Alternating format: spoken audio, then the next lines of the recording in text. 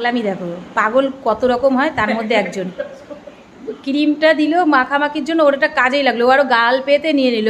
কেন? ও ফেসিয়াল করছে ক্রিম দিয়ে, কেকের ক্রিমের ফেসিয়াল হচ্ছে আমার দিদির। এই যে এটা জানে না, এটা কিন্তু সত্যিই বলছি খুব ভালো। কেকের ক্রিম নষ্ট না করে, এরকম যার যদি কোনো মানে স্কিনে কোনো প্রবলেম না থাকে, সে যদি লাগায় ড্রাই স্কিন এরপরে সফট হবে।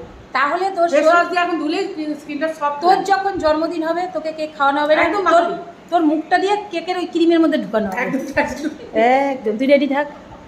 কি বলো? বলেছি তো এবার জন্মদিনে এখানে চলে আসবো। তোর আবার চুলা কোথায় বল? তুই যেটা বলবি সেটা আমি মানে বের করে যাবো। তোর চুলা কোথায় এবার বল আমায়। অনেক চুলা আছে, তুই বল এবার।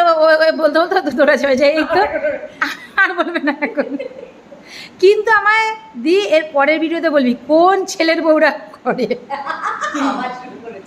ওই যে কি শাশুড়িদের অত্যাচার, সেটা আমায় বলতে হবে, আসলে হবে না। হ্যাঁ, আমাদের তো বউ করে না। এবার তুই বল, তুই নিশ্চয়ই দেখছিস, আমরা দেখি না। আমার ছেলের বয়সে আমার সঙ্গে করবে। এই ভিডিওটা থাকবে তোর ভবিষ্যতের জন্য। তোরে যে কি অবস্থা করবে, যে বউ না আসার আগে তুই এরকম স্টেটমেন্ট দিচ্ছিস। এমনকি আমি অনেক কিছুই ভাইবা রাখছি, যে ভাড়মে যায় সবকিছু আমি দেখবো না, টেনশন নেবো না, কিচ্ছু করবো না, একদম নিজের একা জগৎ এখন থেকেই মাইন্ডে বসাচ্ছি।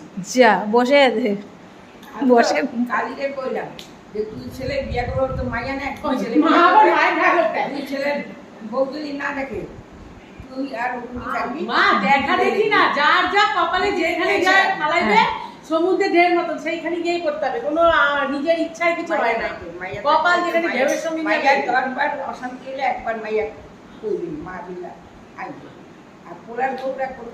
আর মেয়ের যদি শ্বশুরবাড়ি খারাপ হয় তখন মেয়ে কি করে বলবে আমায় এবার বলো।